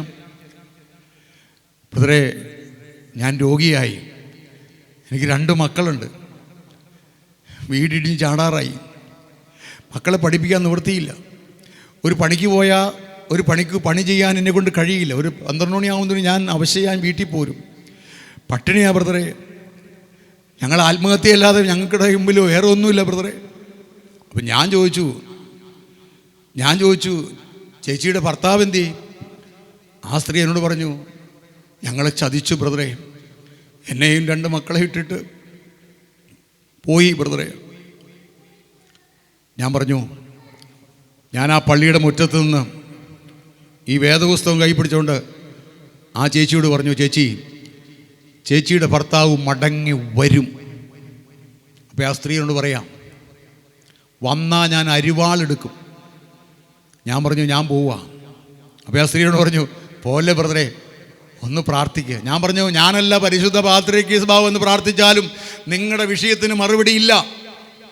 ആ മനുഷ്യൻ ഭർത്താവ് പോയ അന്ന് മുതൽ നിങ്ങളുടെ ഉള്ളിലെ വെറുപ്പ്, വിദ്വേഷം, വൈരാഗ്യം ക്ഷമിക്കാൻ കഴിയാത്ത കാര്യമാണ്. നിങ്ങൾ രോഗിയല്ല. നിങ്ങൾക്ക് ആ മനുഷ്യനോട് ക്ഷമിക്കാൻ പറ്റുമോ? നോക്കി, ആ സ്ത്രീ എൻ്റെ മുഖത്ത് നോക്കി പറഞ്ഞൊരു കാര്യമുണ്ട്, ബ്രദർ, എന്ത് പറഞ്ഞാലും ഞാൻ ക്ഷമിക്കാം, ഞാൻ അനുസരിക്കാം, പക്ഷേ എൻ്റെ ഭർത്താവിനോട് മാത്രം ക്ഷമിക്കാൻ പറ്റില്ല. അതെന്നാ? എന്നെ ചതിച്ച എൻ്റെ മക്കൾ പട്ടിണിയാ ബ്രദറെ, എപ്പോഴാ വീടിടിച്ചാണെന്ന് അറിയില്ല, എന്നെ ഉപദ്രവിക്കാത്ത ദിവസങ്ങളിൽ മദ്യം കഴിച്ചും പുക വലിച്ചും വന്നാ ഞാൻ വീട്ടിൽ കയറ്റില്ല ബ്രദറെ. ഞാൻ പറഞ്ഞു, നിങ്ങൾ രോഗിയല്ല, നിങ്ങളുടെ ഭർത്താവ് മടങ്ങി വരും. വേദപുസ്തകം കൈ പിടിച്ചെന്ന് പറഞ്ഞേ. പ്രിയമുള്ളവരെ, നിങ്ങൾക്ക് ക്ഷമിക്കാൻ പറ്റൂ? ആ സ്ത്രീയോട് പറഞ്ഞു, പറ്റില്ല ബ്രദറെ, ലോകത്തെന്ത് പറഞ്ഞാലും ഞാൻ അനുസരിക്കും, പക്ഷെ എൻ്റെ ഭർത്താവിനോട് ക്ഷമിക്കും എനിക്ക് പറ്റില്ല ബ്രദറെ. ഞാൻ അവിടെ നിന്നുകൊണ്ട് 25 മിനിറ്റ് പള്ളിയുടെ മുറ്റത്ത് നിന്നുകൊണ്ട് ബൈബിൾ തുറന്ന് ഞാൻ ആ സ്ത്രീയോട് യേശുവിൻ്റെ ക്രൂശിലെ ക്ഷമിക്കുന്ന സ്നേഹത്തെക്കുറിച്ച് പറഞ്ഞപ്പോൾ ആ മോളുടെ കണ്ണിൽ നിന്ന് കണ്ണുനീരൊഴുകാൻ തുടങ്ങി. ആ പള്ളിയുടെ മുറ്റത്ത് കണ്ണുനീർ വീണു. ശോഭിതമാം സ്വർണ്ണത്തേക്കാൾ രത്നത്തേക്കാൾ ബാഷ്പഗണങ്ങൾ കാണല്ലോ തിരുമുൻപിൽ പ്രീതി. കർത്താവേ, എൻ കണ്ണീർ കൈക്കൊണ്ടിട്ടെൻ പാപം കടവും മോചിക്കാം. ആ സ്ത്രീയുടെ കണ്ണുനീർ കണ്ടപ്പോൾ എനിക്കും 2 തുള്ളി കണ്ണുനീർ വന്നു. കണ്ണുനീരിന് ദൈവം തുരുത്തിയിലാക്കി വെച്ചു. 2 കൊല്ലം കഴിഞ്ഞാൽ ഞാൻ പിന്നെ ആ പള്ളിയിൽ എന്നെ വിളിക്കണത്. ഞാൻ ചെല്ലുമ്പോൾ തൊടുത്ത കവളുമായി പുതിയൊരു സാരിയൊക്കെ ചുറ്റി ചിരിച്ചുകൊണ്ട് ഓടി ഒരു സ്ത്രീ വരുമ്പോൾ കയ്യിലൊരാളെ പിടിച്ചിട്ടുണ്ട്. ആ സ്ത്രീ എൻ്റെ അടുത്ത് വന്നു ചിരിച്ചുകൊണ്ട് പറഞ്ഞു, എൻ്റെ ഭർത്താവ് മടങ്ങി വന്നു. ഹല്ലേലൂയ, ദൈവത്തിന് സ്തോത്രം, കർത്താവിന് മുഖത്ത്. ഇന്ന് അനുഗ്രഹിക്കപ്പെട്ട കുടുംബജീവിതം നയിക്കുകയാണ്. പ്രിയമുള്ളവരെ, എന്തിനാ വഴക്ക്? ആരോടായി വെറുപ്പ്? ഇന്ന് കാണുന്നവിടെ നാളെ കാണുന്നില്ലല്ലോ. പ്രിയമുള്ളവരെ, നിങ്ങൾ ക്ഷമിച്ചില്ലെങ്കിൽ ദൈവം ക്ഷമിക്കില്ല. നിങ്ങൾ ക്ഷമിച്ചാൽ ദൈവം ക്ഷമിക്കും. ദൈവം ക്ഷമിച്ചാൽ അനുഗ്രഹങ്ങൾ നമ്മുടെ കുടുംബത്തിലേക്ക് ഇറങ്ങി വരും. നോമ്പ് നോക്കുന്ന വ്യക്തിയിൽ ഉണ്ടാകേണ്ട 3 കാര്യങ്ങൾ, 3 കാര്യമാണ് നമ്മൾ നോമ്പ് നോക്കുമ്പോൾ. ഒന്ന് എന്താണ്? നോമ്പ് നോക്കിയവരാരും ഭക്ഷണം കഴിച്ചിട്ടില്ല. നമ്മുടെ കർത്താവ് 40 ദിവസം നോമ്പ് നോക്കി, ഒരു ഭക്ഷണവും കഴിച്ചില്ല. ഏലിയാവ് 40 ദിവസം നോമ്പ് നോക്കി, ഒരു ഭക്ഷണവും കഴിച്ചില്ല. മോശ 80 ദിവസം നോമ്പ് നോക്കി, 2 പ്രാവശ്യം 40 ദിവസം മോശ ഒരു ഭക്ഷണവും കഴിക്കാതെ നോമ്പ് നോക്കിയത്.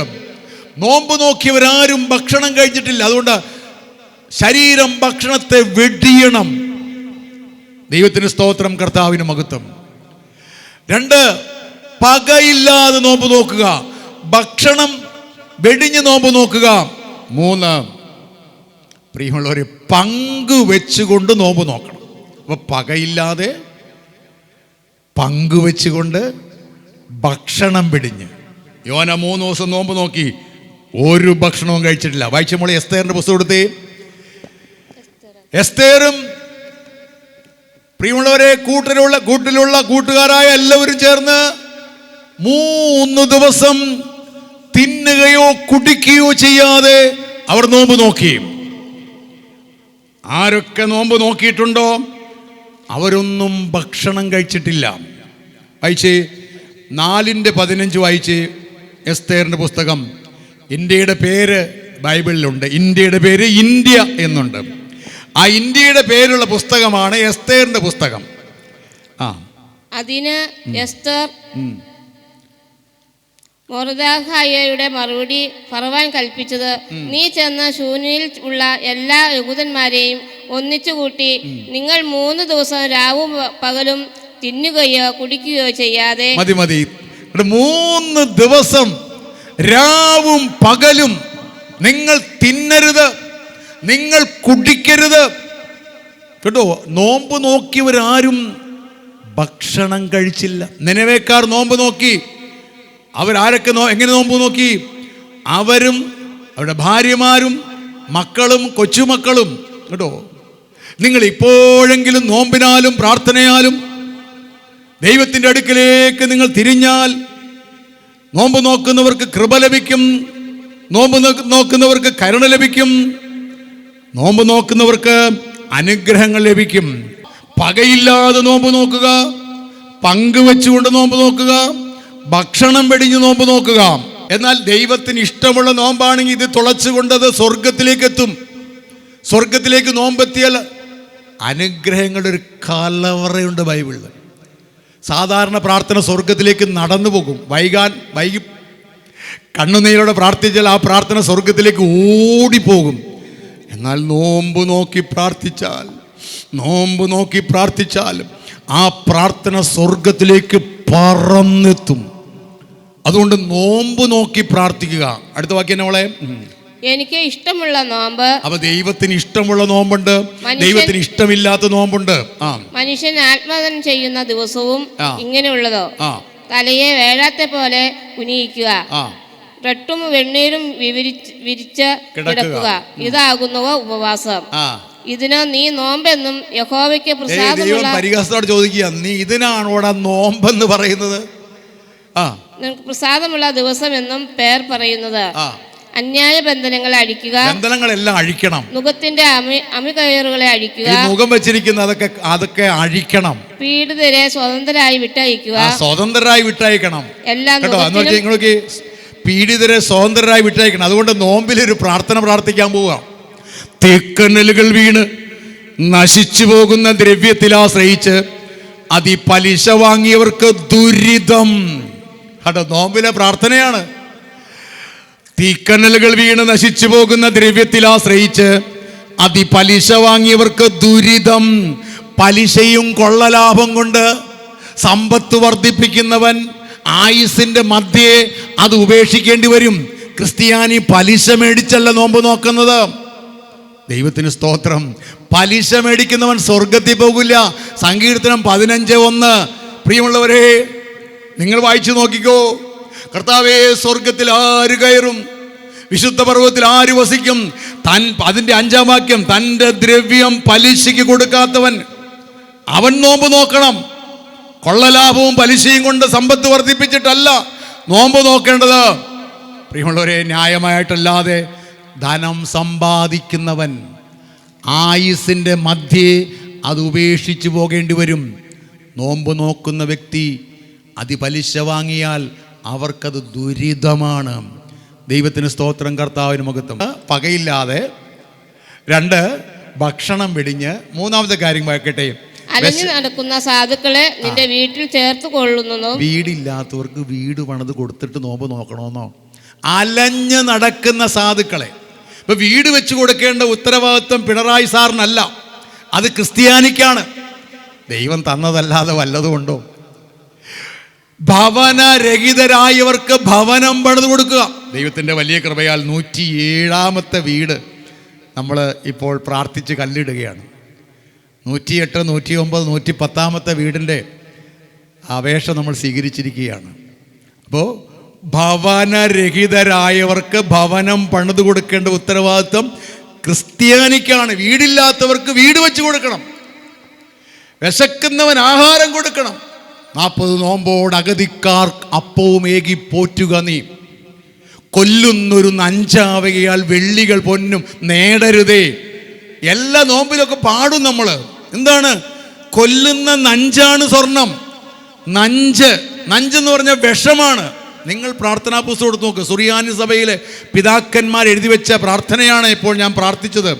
കൊല്ലുന്നൊരു നഞ്ചാവകയാൽ വെള്ളികൾ പൊന്നും നേടരുതേ. ഈ പാട്ടുപാടിയിട്ട് പിറ്റേ ദിവസം മുതൽ എങ്ങനെ നേടാം അതെല്ലാം നേടാം. തമ്പുരാൻ തന്ന മേടിച്ചോ. എന്നാൽ സ്വർണത്തിനെ കുറിച്ചും നമ്മുടെ സഭ പഠിപ്പിക്കുന്നത് എന്താണെന്നറിയാമോ? കൊല്ലുന്നൊരു നഞ്ച് ആകയാൽ വെള്ളികൾ പൊന്നും നേടരുത്. നഞ്ചെന്ന് പറഞ്ഞാൽ വിഷമാണ്. അതുകൊണ്ടാണ് ബൈബിൾ പറയുന്നത് സ്വർണം കൂട്ടിവെക്കുന്നതിനേക്കാൾ ദാനം ചെയ്യുന്നത് നല്ലത്. ദാനധർമ്മം സകല പാപങ്ങളും തുടച്ചു നീക്കും. ദാനധർമ്മം മരണത്തിൽ നിന്ന് വിടുവിക്കും. ദാനധർമ്മം ചെയ്യുന്നവൻ ജീവിതത്തിൻ്റെ പൂർണ്ണത ആസ്വദിക്കും. അതുകൊണ്ടാണ് നോമ്പിലെ പ്രാർത്ഥന പ്രാർത്ഥിക്കാൻ പോവുക ഞാൻ. നോമ്പിലെ പ്രാർത്ഥന, ഈ ലോകത്തിൽ ദാനധർമ്മങ്ങളെ വിതയ്ക്കുന്നവൻ ഉയർപ്പിൻ്റെ നാളിൽ കൊയ്യും. തങ്ങളുടെ മേശയിൽ നിന്ന് പട്ടിണിക്കാരെ തൃപ്തിപ്പെടുത്തിയവർ ഭാഗ്യവാന്മാർ. ആരാണ് ഭാഗ്യവാൻ? 25 കോടി ലോട്ടറി കൊടുക്കണ്ട. മേശയിൽ നിന്ന് പട്ടിണിക്കാരെ തൃപ്തിപ്പെടുത്തിയവർ ഭാഗ്യവാന്മാർ. അവർ സ്വർഗരാജ്യത്തിൽ ആനന്ദിക്കും. സ്വർഗത്തിൽ പോണോ? ഈ ലോകത്തിൽ ദാനധർമ്മങ്ങളെ വിതയ്ക്കുന്നവൻ ഉയർപ്പിന്റെ നാളിൽ കൊയ്യും. മിശിഹ വന്നെല്ലാവന്റെയും പ്രവൃത്തി പരിശോധിക്കുമ്പോൾ ധർമ്മം ചെയ്തവർക്ക് നിത്യജീവൻ, ദരിദ്രന്മാർക്കും യാചകർക്കും കൊടുക്കാതെ ഭൂമിയിൽ ദ്രവ്യത്തെ ഒളിച്ചു വെച്ചവർക്ക് ദുരിതം. ക്രിസ്ത്യാനി കൂട്ടിവെക്കരുത്. എന്തിനാ ഇത് കൂട്ടിവെക്കണേ? നമ്മളിത് പോകുമ്പോൾ കൊണ്ടുപോകും. വല്ലവും കൊണ്ടുവന്നു, 1/2 ഗ്രാം കൊണ്ടുപോകും. നമ്മൾ ആരെങ്കിലും ഒന്നും കൊണ്ടുവന്നിട്ടില്ല, ഒന്നുമൊട്ട് കൊണ്ടുപോകുകയുമില്ല. ദാനധർമ്മങ്ങളെ വിതയ്ക്കണം. അതാണ് നോമ്പിലെ പ്രാർത്ഥന. വിതച്ചാൽ കൊയ്യാം, വിതച്ചില്ലെങ്കിൽ കൊയ്യൂല. വിതച്ചത് കൊയ്യും. ഇട്ടിക്കണ്ടപ്പം വിതച്ചാൽ മുണ്ടവും കൊയ്യില്ല. അയ്യാറിട്ട് വിതച്ചാൽ ചാര കൊയ്യില്ല. വിതച്ചാൽ കൊയ്യാം, വിതച്ചത് കൊയ്യാം. നന്മ വിതച്ചാൽ നന്മ കൊയ്യാം. ദാനധർമ്മങ്ങളെ വിതച്ചാൽ പ്രിയമുള്ള സ്വർഗരാജ്യത്തിൽ ആനന്ദിക്കും. വിതച്ചാൽ വിതച്ചതിലധികം കൊയ്യാം. ഈ അബ്രഹാം വിതച്ചു, തൻ്റെ മക്കൾ അനുഗ്രഹം പ്രാപിച്ചു. വിതച്ചാൽ നാളുകൾക്ക് ശേഷം കൊയ്യാം. നമ്മുടെ തലമുറ കൊയ്യും. വിതച്ചാൽ വിതച്ചതിലധികം. അബ്രഹാം വിതച്ചപ്പോൾ അബ്രഹാമിൻ്റെ മകനായ ഇസ്ഹാക്കിന് 100 മേനി ലഭിക്കാനിടയായി. അതുകൊണ്ട് വിശപ്പുള്ളവന് നിന്റെ അപ്പം നുറുക്കി കൊടുക്കുക. 40 നോമ്പോടഗതിക്കാർ അപ്പവുമേകി പോറ്റുക നീ. നല്ലന് നിന്നിൽ പ്രീതി വരാൻ നല്ല ഉപദേശം കേടുക. നല്ല ഉപദേശം തേടണം. കൂട്ടായ്മയ്ക്ക് പോകണം, വചനം കേൾക്കണം, വചനം വായിക്കണം. ആ സുവിശേഷം കേൾക്കുക, സുവിശേഷം വായിക്കുക. നല്ലന് നിന്നിൽ പ്രീതി വരാൻ നല്ല ഉപദേശം കേൾക്കുക. പ്രിയമുള്ളവരെ, നോമ്പ് നോക്കുന്ന വ്യക്തിയിൽ ഉണ്ടായിരിക്കേണ്ട 3 ഗുണങ്ങൾ. 1, പകയില്ലാതെ നോമ്പ് നോക്കണം. ഞങ്ങളിവിടെ ഒരു 3 ദിവസത്തെ കഠിന നോമ്പ് വെച്ചു. ഞങ്ങളാരും ഭക്ഷണം കഴിച്ചില്ല. പിറവത്തുനിന്നൊരു ചേച്ചി വന്നു ഇവിടെ. ആ ചേച്ചിയുടെ മോൻ 42 വയസ്സായി. ഒറ്റയ്ക്കൊരു മോനുള്ളൂ, ഭർത്താവില്ല. ഒരു 3-4 വണ്ടിയുണ്ട്, 4.5 ഏക്കർ സ്ഥലമുണ്ട്. 42 വയസ്സായിട്ടും ഒരു ജീവിത പങ്കാളിയെ കിട്ടിയിട്ടില്ല. ആ ചേച്ചി ഇവിടെ വന്ന് 3 ദിവസം കഠിന നോമ്പ് ഞങ്ങളൊപ്പം. ചേച്ചി നോമ്പ് കഴിഞ്ഞപ്പോൾ 3 ദിവസം ഞങ്ങൾ ആരും ഭക്ഷണം കഴിച്ചില്ല. ആ ചേച്ചി പറയാം, ഞാൻ വെള്ളം പോലും കുടിച്ചില്ല ബ്രദറെ. ഞാൻ ഞെട്ടിപ്പോയി. 3 ദിവസം വെള്ളം കുടിക്കാതെ ഭക്ഷണം കഴിക്കാതെ തൻ്റെ മകനൊരു ജീവിത പങ്കാളി ലഭിക്കാൻ വേണ്ടി നോമ്പ് നോക്കി പ്രാർത്ഥിച്ചു. പ്രിയമുള്ളവരെ, ആ നോമ്പ് സ്വർഗത്തിലേക്ക് പറന്നെത്തി. 3 മാസം കഴിഞ്ഞപ്പോൾ ഈ ചേച്ചി എന്നെ വിളിച്ചിട്ട് പറഞ്ഞു, എൻ്റെ മോൻ്റെ കല്യാണം ദൈവം നടത്തി. ഹല്ലേലൂയ, ദൈവം നടത്തി. കേട്ടോ. 42 വയസ്സ് കഴിഞ്ഞപ്പോൾ ദൈവം കല്യാണം നടത്തി. അപ്പം നിങ്ങൾക്ക് എന്തെങ്കിലും നിയോഗം ഉണ്ടെങ്കിൽ ഈ വലിയ നോമ്പിൽ ഇടയ്ക്കൊക്കെ ഞങ്ങളിങ്ങനെ 3 ദിവസത്തെ കഠിന നോമ്പ് പ്രഖ്യാപിക്കും. ഞങ്ങളാരും ഭക്ഷണം കഴിക്കില്ല. ദൈവത്തിന് സ്തോത്രം. സിനി എന്ന് പറയുന്ന സഹോദരി 3 ദിവസത്തെ കഠിന നോമ്പ് നോക്കി. ഭർത്താവ് ഇട്ടിട്ട് പോയി, മക്കളുണ്ടാവില്ല, അതുകൊണ്ട് ഇട്ടിട്ട് പോയി. അപ്പോൾ ഇവള് 3 ദിവസം ഞങ്ങളൊപ്പം ഭക്ഷണം കഴിച്ചില്ല, വെള്ളം കുടിച്ചില്ല. എൻ്റെ ജീവിത പങ്കാളി ഒന്ന് മടങ്ങി വരണം, കുഞ്ഞുങ്ങളുണ്ടാവണം. അതുകൊണ്ട് ആ കുട്ടി, സിനി എന്ന് പറയുന്ന കുട്ടി 3 ദിവസം ഭക്ഷണം കഴിച്ചില്ല, വെള്ളം പോലും കുടിച്ചില്ല. ആ നോമ്പ് സ്വർഗത്തിലേക്ക് പറന്നെത്തി. പ്രിയമുള്ളവരെ, നിങ്ങൾ കേൾക്കണമോ? ആ ഇട്ടിട്ട് പോയ ഭർത്താവ് മടങ്ങി വന്നു. ഇന്ന് 2 മക്കളുടെ മാതാവായി അനുഗ്രഹിക്കപ്പെട്ട കുടുംബജീവിതം നയിക്കുകയാണ്. തൊട്ടടുത്ത് ഈ തൃക്കാരിയൂർ അമ്പലത്തിൻ്റെ അടുത്ത് താമസിക്കുന്ന പ്രിയമുള്ളവരെ സിജി, നിങ്ങളെല്ലാവരും അറിയുന്നതായിരിക്കും. അവൾ വിദേശത്ത് ജോലി ചെയ്യുമ്പോൾ ക്യാൻസർ ബാധിച്ചാണ് വന്നത്. നേരെ എറണാകുളം ലക്ഷോർ ഹോസ്പിറ്റലിലേക്കാണ് വന്നത്. വീട്ടിലേക്ക് വന്നില്ല, ശരീരം മുഴുവൻ ക്യാൻസർ ബാധിച്ചു. ഡോക്ടർമാരൊക്കെ കൈവിട്ട് വീട്ടിൽ വന്ന് കിടക്കുമ്പോൾ ഞങ്ങളിവിടെ നിന്നൊരു 35 പേര് സെൻറ്റ് ജോൺസിൽ നിന്ന് പോയി ആ കുട്ടിയുടെ ക്യാൻസർ മാറാൻ വേണ്ടി ഞങ്ങൾ 3 ദിവസം കഠിന നോമ്പ് നോക്കി. ഞങ്ങളാരും ഭക്ഷണം കഴിച്ചില്ല. ആ കുടുംബത്തിലുള്ളവരാരും 3 ദിവസം ഭക്ഷണം കഴിച്ചു. നോമ്പിൻ്റെ വിലയാണ് നിങ്ങൾക്കറിയാമോ? ആരൊക്കെ നോമ്പ് നോക്കിയിട്ടുണ്ടോ അവരൊക്കെ ഭക്ഷണം വെടിഞ്ഞ നോമ്പ് നോക്കിയത്. ആരൊക്കെ നോമ്പ് നോക്കിയിട്ടുണ്ടോ അവർ വഴക്കില്ലാതെ നോമ്പ് നോക്കിയത്. ഞങ്ങൾ ഈ ആൾക്ക് വേണ്ടി 3 ദിവസത്തെ കഠിന നോമ്പ് നോക്കി. നിങ്ങൾ കേൾക്കണമോ? തൊട്ടടുത്ത കാര്യം ഞാൻ ഈ പറഞ്ഞത്. ആ മോളുടെ ക്യാൻസർ യേശു പൂർണ്ണമായി മാറ്റിക്കൊടുത്തു. വൈദ്യശാസ്ത്രത്തെ നിർമ്മിച്ച ദൈവം, മരുന്നിന് വീര്യം കൊടുക്കുന്ന ദൈവം, ഡോക്ടർമാർക്ക് കൊടുക്കുന്ന ദൈവം നോമ്പും പ്രാർത്ഥനയും കേട്ട് ആ മോളുടെ ക്യാൻസർ മാറ്റിക്കൊടുത്തു. ഈ സ്റ്റേജിൽ എഴുന്നേറ്റ് നമ്മൾ പറഞ്ഞു, ബ്രദറെ, ക്യാൻസറിൻ്റെ ഒരു അനുഭവം ഇല്ല. ഇന്ന് അവൾ ഇതിലൂടെ തുള്ളിച്ചാടി നടക്കുമ്പോൾ അന്ന് കിടന്ന കാര്യമൊക്കെ ഞാൻ ഓർക്കും. തലയിൽ മുടിയെല്ലാം പോയി, കണ്ണീക്കടെ കണ്ണീരല്ല വന്നത്. എല്ലാവരും വൈദ്യശാസ്ത്രം ഉപേക്ഷിച്ച സ്ഥാനത്ത് യേശു സൗഖ്യം കൊടുത്തു. ദൈവത്തിന് സ്തോത്രം. പ്രിയമുള്ളവരെ, ഞങ്ങൾക്ക് സെൻറ്റ് ജോൺസ് ധ്യാന കേന്ദ്രത്തിന് ഇടുക്കിയിൽ 2 അനാഥ മന്ദിരമുണ്ട്. പെട്ടെന്ന് 2018 വലിയ ഉരുൾപൊട്ടൽ, വെള്ളപ്പൊക്കവും. കുഞ്ഞുങ്ങളെ രക്ഷിച്ചുകൊണ്ട് ഞങ്ങൾ ഓടിപ്പോന്നു. ഇവിടെയൊക്കെ വെള്ളമാണ്, എങ്ങും പോകാനിടമില്ല. പ്രിയമുള്ളവരെ, 15,000 കൊടുത്തൊരു വണ്ടി വിളിച്ച്, ആരും വരില്ല, എല്ലായിടത്തും വെള്ളമാണ്. മണർകാട് പള്ളിയിൽ കൊണ്ടുവന്ന് ഞങ്ങളുടെ കുഞ്ഞുങ്ങളെ താമസിപ്പിച്ചു. ഈ കുഞ്ഞുങ്ങൾക്ക് പോകാനിടമില്ല. അമ്മ തൊട്ടിയിൽ നിന്ന് കിട്ടിയ കുഞ്ഞുങ്ങൾ, അപ്പനും അമ്മയും ഉപേക്ഷിച്ച കുഞ്ഞുങ്ങൾ, അപ്പനും അമ്മയും മരിച്ചുപോയ കുഞ്ഞുങ്ങൾ. പ്രിയമുള്ളവരെ, അപ്പനും അമ്മയും ജയിലിൽ കിടക്കുന്നു. അങ്ങനെയുള്ള കുഞ്ഞുങ്ങളെയാണ് നമ്മൾ വളർത്തുന്നത്. പിന്നെ ഈ കുഞ്ഞുങ്ങൾക്ക് സ്ഥലമില്ല. അവിടെ ഉരുൾപൊട്ടലുണ്ടായിട്ട് അങ്ങോട്ട് പോകാൻ പറ്റില്ല. ഞങ്ങൾ ദിവസത്തിൽ 3 ദിവസം ഞങ്ങളാരും ഭക്ഷണം കഴിക്കാതെ, കർത്താവേ, 77 കുഞ്ഞുങ്ങളും സ്റ്റാഫ് അടക്കം 10-85 പേർക്ക് താമസിക്കാൻ സ്ഥലം വേണം, കെട്ടിടം വേണം. 3 ദിവസം കഠിന നോമ്പ്. ആ നോമ്പും പ്രാർത്ഥനയും സ്വർഗത്തിലേക്ക് പറന്നെത്തി. എങ്ങനെ നിങ്ങൾക്കറിയാം, എനിക്ക് പറയാനറിയില്ല. പ്രിയമുള്ളവർ, ഒരേ ഏക്കർ സ്ഥലം ഞാറക്കാട് ദൈവം തന്നു. എങ്ങനെ മേടിച്ചെന്നറിയില്ല. നോമ്പ് നോക്കി പ്രാർത്ഥിക്കുക, എന്ത് വിഷയമാകട്ടെ. പ്രിയമുള്ളവരെ, സ്ഥലം കിട്ടിയിട്ട് കാര്യമുണ്ടോ? 10-85 പേർക്ക് കിടക്കുന്ന ഇടം വേണ്ടേ? ഞങ്ങൾ വീണ്ടും ഒരു 3 ദിവസത്തെ കഠിന നോമ്പ് പ്രഖ്യാപിച്ചു. 3 ദിവസത്തെ കഠിന നോമ്പ് സ്വർഗത്തിലേക്ക് പറന്നെത്തി. 85 പേർക്ക് താമസിക്കാൻ കെട്ടിടം ദൈവം തന്നു. ഹല്ലേലൂയ! യേശു ജീവിക്കുന്ന ദൈവമാ. നിങ്ങൾക്ക് ഏതെങ്കിലും വിഷയങ്ങളോ ഏതെങ്കിലും വിഷയത്തിൽ ഭാരപ്പെടുന്നുണ്ടോ? ഒരു സ്ഥലം വിൽക്കാൻ വേണ്ടി 3 ദിവസത്തെ കഠിന നോമ്പ് ഞാൻ നോക്കി. സ്ഥലം വിൽക്കുക ഒന്നും പോവില്ല. ആ 3 ദിവസത്തെ നോമ്പ് കഴിഞ്ഞപ്പോൾ ആ സ്ഥലം ഉന്നതമായ വിലയ്ക്ക് വിൽക്കാൻ ദൈവം സാധിപ്പിച്ചു. എൻ്റെ മോള് 3 ദിവസം കഠിന നോമ്പ് നോക്കി. അവൾക്കൊരു നേഴ്സാകാൻ ആഗ്രഹമുണ്ട്. പക്ഷേ നേഴ്സാകാൻ ഒരു സാധ്യതയില്ല. എന്താണ് കാരണം? മാർക്കില്ല, തോറ്റുപോയി. ഒരു ജനറൽ നേഴ്സ് ആകാൻ സാധ്യതയില്ല. എൻ്റെ മോള് 3 ദിവസത്തെ കഠിന നോമ്പ് നോക്കാൻ തീരുമാനിച്ചപ്പോൾ മാരിക്കാലായി സ്വപ്ന അവൾ പറഞ്ഞു, എനിക്കൊരു 3 ദിവസത്തെ നോമ്പിന് ഞാൻ വരുക. എന്താണ് കാരണം? ജപ്തി നോട്ടീസ് കിട്ടിയിരിക്കുക, വീട്ടിൽ നിന്ന് ഇറങ്ങണം. അപ്പോൾ എൻ്റെ മോളോട് പറഞ്ഞു, ഗ്ലോറി, ഞാനും നിൻ്റെ കൂടെ 3 ദിവസം നോമ്പ് നോക്കാൻ വരികയാണ്. ആരാണ്? പ്രിയമുള്ളവരെ, തൊട്ടടുത്ത് താമസിക്കുന്നതായ ബിൻസി, രാമനാട്ട് കുഞ്ഞപ്പൻ ചേട്ടൻ്റെ മോള് ബിൻസി. അവളുടെ വീട് വിറ്റ് 3 ബസ് ഉണ്ടായിരുന്നു, അതും വിറ്റ് എൻ്റെ വീടിൻ്റെ അടുത്ത് നിന്ന് വാടകയ്ക്ക് താമസിക്കുമ്പോൾ അവൾ പറഞ്ഞു ഞാനും 3 ദിവസം നോമ്പ് നോക്കുകയാണ്. അങ്ങനെ 3 +2 കാരികൾ 3 ദിവസം ഒരു ഭക്ഷണവും കഴിച്ചില്ല.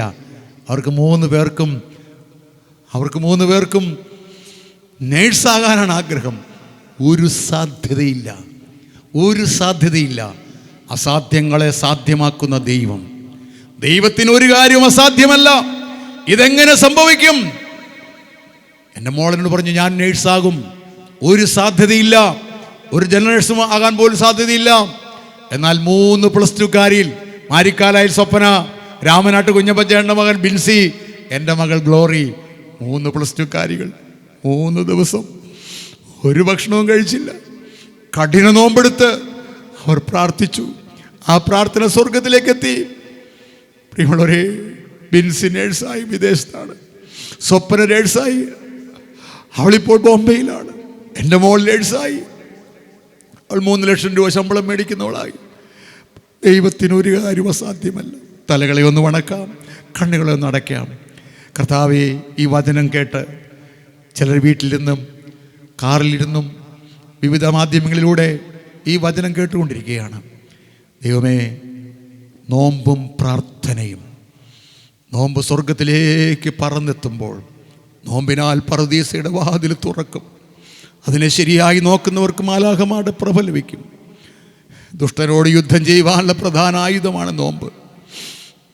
ഉയരത്തിലേക്ക് പറക്കാനുള്ള ആത്മീക ചിറക് ലഭിക്കും. നോമ്പ് നോക്കി പ്രാർത്ഥിച്ച് കർത്താവ് പറയും ഞാൻ ദേ വരുന്നു. നോമ്പ് നോക്കി കരഞ്ഞാൽ യേശു പറയും ഞാൻ വേഗം വരുന്നു.